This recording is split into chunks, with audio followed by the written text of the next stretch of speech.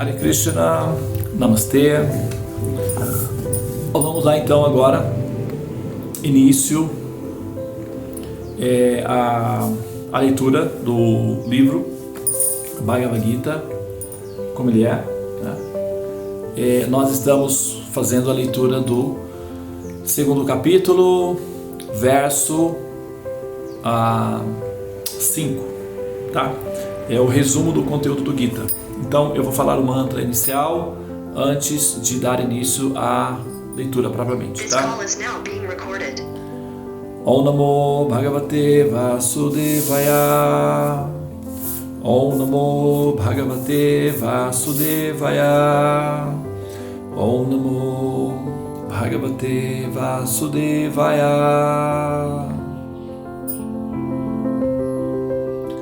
Ofereço minhas respeitosas reverências à substância substancial divina, Vasudeva, a suprema personalidade de Deus.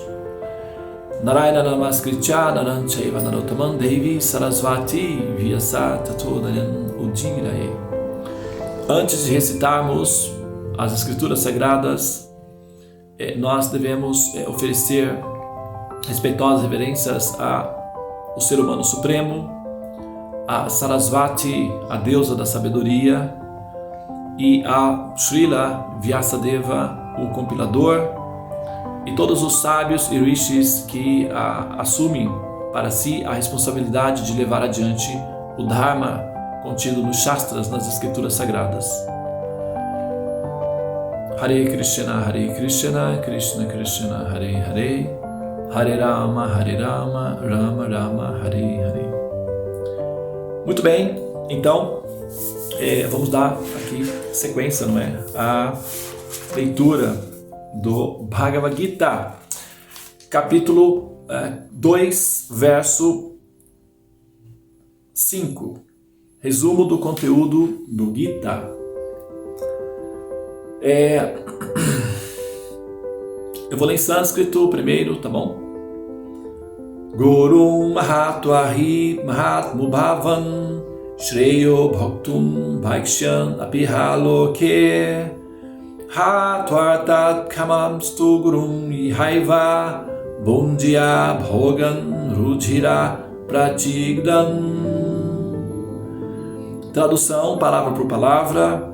Gurum, os superiores. Ahatva, não matando. Ri, de certo. Mahanubhavan, grandes almas. Mahanubhavan, ou então Mahatmas também significa grandes almas. Shreya é melhor. Bhaktum, desfrutar a vida. Bhaikshan, mendigando. Api, mesmo. Iha, nesta vida. Loke, neste mundo. Hatva, matando. Artha, ganho. Kaman, desejando. Tu, mas. Gurum, os superiores. Iha, neste mundo. Eva, de certo. Bom dia. A pessoa tem que desfrutar. Bhogan, as coisas desfrutáveis. Rudhira, sangue. Pratigdan, manchadas de. Tradução para o português do verso em si. É preferível viver mendigando neste mundo a viver à custa das vidas de grandes almas que são como meus mestres. Embora desejem conquistas terrenas, eles são superiores. Se forem mortos, tudo o que desfrutamos será manchado de sangue. Muito bem. Agora, significado dado por sua divina graça Abhay Charan Bhaktivedanta Swami Prabhupada. Jaya Prabhupada. Muito bem. Segundo os códigos das escrituras, um preceptor que pratica uma ação abominável e perdeu seu sentido de discriminação merece ser abandonado.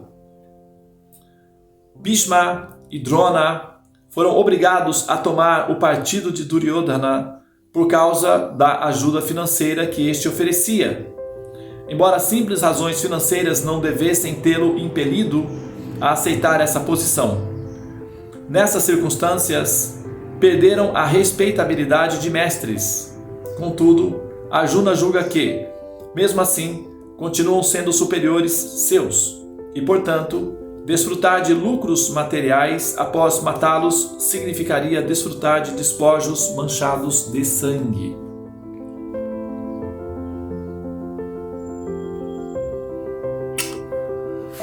Muito bem.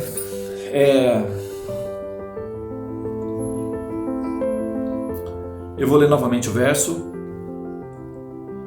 Grum ahatu ahi mahanubhavan shreyo bhaktum Baikshan apiha loke Hatvarta kamam stugrum ihaiva bhundya bhogan rudira pradigdan.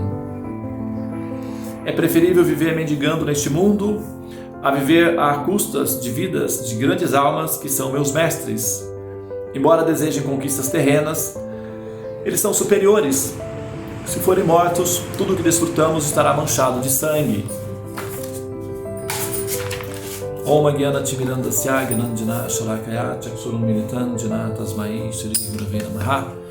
Eu nasci na mais obscura região da ignorância, porém o mestre espiritual está abrindo os meus olhos com a chote do conhecimento, e a tal mestre espiritual eu ofereço minhas respeitosas reverências. Vanchakal Pataru Bihasya Kripa Sindhu Bhyaivacha Patitanam Pavanebhyo Vaishnavibhyo Namo Namaha. Nós vamos fazer aqui rapidamente, vai ser bem curto, né? A gente tem aqui 15 minutos, né, aproximadamente, para falar o que nós temos que falar hoje. Aqui nesse verso existem duas realidades aqui. Uma é a realidade prática da questão política daquele momento lá, porque o Arjuna tinha diante de si pessoas que eram ligadas a ele e que durante a sua vida foram seus mestres, seus orientadores, né? Como Bhishma, por exemplo, ele era um preceptor espiritual, ele era um mestre espiritual no sentido de que ele dava orientações éticas, morais, né? Acerca, enfim, dos relacionamentos sociais e da posição em relação ao Dharma.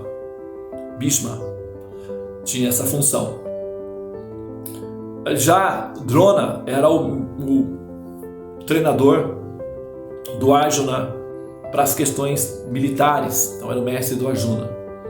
Agora, a situação política, né, social daquele momento ali, daquelas condições em que Arjuna se encontrava, era que tanto Bhishma quanto o Dronacharya, eles eram dependentes financeiramente de Duryodhana, que era o herdeiro do reino, né? O Duryodhana, de fato, ele tinha um certo direito político ao reino, sim, porque o Duryodhana, ele era filho de Dhritarashtra. Dhritarashtra é o filho mais velho, ok? Ele é o pai dele, né? O pai dele, quando deixou o corpo, Dhritarashtra, ele era cego, nasceu cego, mas ele era o filho mais velho. Então, pelo fato de ele ser cego, o reino não ficou com ele, mas foi para o filho mais novo, que era Pandu, ok? Então, por direito legítimo, politicamente falando, o reino, de fato, era do Dhritarashtra, que era o filho mais velho. Então a tradição é que passa para o filho mais velho, para o primogênito. Só que esse caso deu esse problema porque Dhritarashtra nasceu cego, então ele não tinha condições de administrar o reino. E ficou com o Pandu, o filho mais novo, que acabou falecendo cedo. Dos quais Arjuna, Yudhishthira, Bhima, Nakula e Sahadeva, os 5 irmãos, eram filhos de Pandu, que faleceu cedo. Então, quando Pandu faleceu, ele era o irmão de Dhritarashtra. O reino voltou para as mãos de Dhritarashtra, que era o único filho que havia sobrado até então. Então, tinha que ficar com ele mesmo. E ele administrou o reino, né? As crianças, quando isso aconteceu, quando Pandu faleceu, as crianças eram todas pequenas, né? Crianças. Então, Dhritarashtra tinha os seus próprios filhos, que era Duryodhana e outros, e tinha os filhos do irmão, que eram os sobrinhos, os Pandavas. Então eles cresceram juntos no palácio e o Dhritarashtra administrou o reino, mesmo sendo cego. Então o Dhritarashtra, ele, na prática, ele demonstrou ser capaz, sim, de administrar o reino, mesmo sendo cego. Ele, né, assim, tinha condições de dar ordens políticas e administrar, etc. E os seus ministros, né, ali seguiam as orientações e o reino prosperou. Não houve problemas técnicos de administrar. Então isso demonstrava que por legitimidade política ou hereditária, o reino pertencia sim a Dhritarashtra, porque voltou para ele, inclusive, na verdade, né? O reino saiu dele e depois retornou para ele. Então, aqueles que entendem, né, que conhecem o Mahabharata, que estão me ouvindo, que têm, né, o conhecimento de como é que funciona, né, a história, sabem que foi assim que aconteceu. Então, na prática, o Dhritarashtra acabou demonstrando que tinha capacidade de administrar um reino. E quando o Bhishma e Dronacharya e os outros, puderam ver que isso era legítimo. Então eles se meio que foram lá para dar apoio para o Dhritarashtra, para dar suporte à administração real, e cresceram todos juntos, tanto Arjuna quanto o Duryodhana cresceram juntos na mesma família, no mesmo ambiente, no mesmo palácio. Só que quando chegou na maturidade, na juventude, o Dhritarashtra, que já estava envelhecido, deveria então passar o reino para frente. E para quem ele passaria o reino? Para o filho do irmão, os filhos do irmão Pandu, que tecnicamente o reino foi transferido para ele pelas questões da impossibilidade devido à deficiência física, audiovisual, deficiência visual, ou ele então passaria para os filhos, porque os filhos não eram deficientes e tinham condições de administrar o reino, e pelo sistema hereditário, politicamente ou legalmente falando, o reino deveria ir para, de fato, Duryodhana e não para os Pandavas. Só que tinha dado aquela questão lá e ficou esse problema legal aí para quem que o reino iria, tá? Os Pandavas eram jovens, eles não estavam assim nem um pouco preocupados com essa questão política aí. Só que o Duryodhana, ele era o mais velho, ele tinha mais sagacidade, ele era mais assim, vamos dizer assim, espertinho, ele era mais esperto. Os Pandavas, eles eram de certa forma inocentes, né? E o Duryodhana não, já ele tinha ali uma certa sagacidade, uma certa esperteza, uma certa, né, assim, malícia política. Então, devido a isso, para garantir que o reino não seria passado para os Pandavas e sim para ele, que era um herdeiro do reino, então ele não estava usurpando o reino. Na verdade, ele estava lutando por algo que ele também tinha direito. Então ele estava legalmente, judicialmente falando, era legal a posição do Duryodhana de exigir que o reino fosse para ele. A questão do problema se deu pelo método que o Duryodhana utilizou para chegar a esse ponto, que foi, ele então planejou matar os irmãos, os primos, os Pandavas. E isso é que deu um problema, né? Não foi o fato de ele lutar pelo reino, porque tecnicamente ele tinha direito ao reino, de certa forma, né? Tecnicamente falando, do ponto de vista legal, ele tinha direito ao reino. Agora, do ponto de vista moral, a maneira como ele foi fazer valer o seu direito de administrar o reino que não, que deu esse problema todo, porque aí ele queria matar os Pandavas, e ele poderia tentar de outra forma, até porque o Bhishma e o Drona, que eram pessoas altamente respeitáveis e a opinião deles era altamente valiosa e seguida, ficaram do lado dele, porque entenderam também que, legalmente falando, o reino pertencia realmente aos descendentes de Dhritarashtra e não aos descendentes de Pandu, que eram os Pandavas. Mas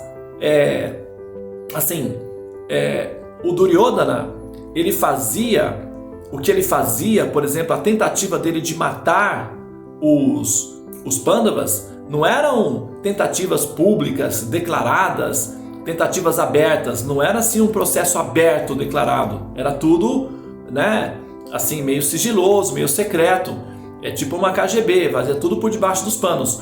Então não é que o Bhishma e o Drona sabiam completamente de todas as artimanhas que o Duryodhana havia tentado para matar os Pandavas. Tanto é que numa determinada ocasião os Pandavas, o Duryodhana construiu um palácio com uma espécie de substância, né, que é altamente inflamável, e deu de presente para os Pandavas. Eles foram morar nesse palácio e depois ele mandou tocar fogo nesse palácio com a intenção de matar os Pandavas. E se descobriu secretamente que havia esse plano, e um dos habitantes do palácio, que era ligado à família, foi e informou em sigilo: olha, saiam desse palácio porque existe um plano para ser incendiado essa noite. Então os Pandavas saíram e à distância eles viram o palácio sendo incendiado. Então não é que assim, não, a coisa era aberta, era uma coisa assim meio por debaixo dos panos. Então o Bhishma e o Drona e outras pessoas que ficaram do lado do Duryodhana tinham algumas considerações práticas, políticas, sociais, de que de fato o reino pertencia a Dhritarashtra e como consequência ao Duryodhana, e que a exigência do Arjuna em relação ao reino era uma coisa meio descabida do ponto de vista legal, e que Duryodhana estaria correto. Então eles acabaram ficando do lado do Duryodhana por questões de observações legais e também por questões de dependência econômica, porque já que eles viviam no palácio, dependiam do rei para tudo e tal, então, né, eles se sentiram na posição de estarem ali. Então essa é a condição, diríamos, logística do que justificaria Bhishmadeva e Drona, pessoas altamente cultas do ponto de vista espiritual, estarem do lado de Duryodhana e não do lado de Arjuna.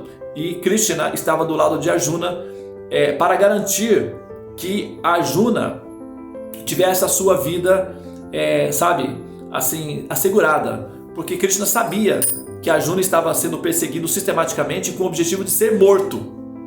E não com o objetivo de Duryodhana não era apenas de ser o rei. Até que Arjuna havia mandado um recado para o Duryodhana dizendo que se Duryodhana concedesse a eles um pequeno estado onde eles pudessem administrar, eles aceitariam alegremente serem súditos de Duryodhana, porque estava tudo bem, fazia parte da política, eles só queriam viver em paz. Mas o Duryodhana estava determinado a matar o Arjuna, e aí eram questões psicológicas do Duryodhana. Então Krishna se posicionou ao lado de Arjuna, não porque Arjuna estivesse politicamente, digamos, era uma questão de decisão política, não, uma questão de decisão humanitária. O Duryodhana estava querendo matar Arjuna. Arjuna era primo de Krishna, e Krishna sabia que o Duryodhana estava fazendo golpes baixos para matar Arjuna. Então Krishna não poderia permitir que isso acontecesse, apesar de que legalmente o Duryodhana poderia assumir o reino desde que, permitisse que os Pandavas, que também eram parte da aristocracia, tivessem alguma participação na administração real e não fossem assim ostracizados, como eles estavam sendo. Então era uma coisa de equilíbrio. Porém o Duryodhana tinha uma questão pessoal, psicológica, algum ressentimento, um sentimento, talvez um complexo de inferioridade, talvez alguma coisa assim, que o motivasse a matar o Arjuna. Então ele queria de fato eliminar os Pandavas e não apenas ter o reino. Ele queria o reino e também queria o desaparecimento dos Pandavas. Esse era o problema principal. O problema não era ele querer o reino, porque tecnicamente falando ele até teria aí algum direito sobre o reino, porque ele era o herdeiro legítimo. Mas a forma, a voracidade, a crueldade e a má intenção do Duryodhana é que transformavam ele num tirano. Ele poderia ser o soberano, mas ele optou pela tirania. Então ele se tornou um tirano e não soberano. E na condição de tirano, ele declarou guerra, e Arjuna precisava então defender-se, pelo menos por questão de legítima defesa em relação a isso tudo aí. Tá? Então agora eu vou parar por aqui. Se alguém tiver aí alguma pergunta, alguma alguma observação que queira fazer, eu posso então responder agora. Nós já temos aí ainda alguns minutos, né? São 8 horas e 10 minutos. Então temos mais 5 minutos. Quem desejar fazer alguma observação ou alguma pergunta.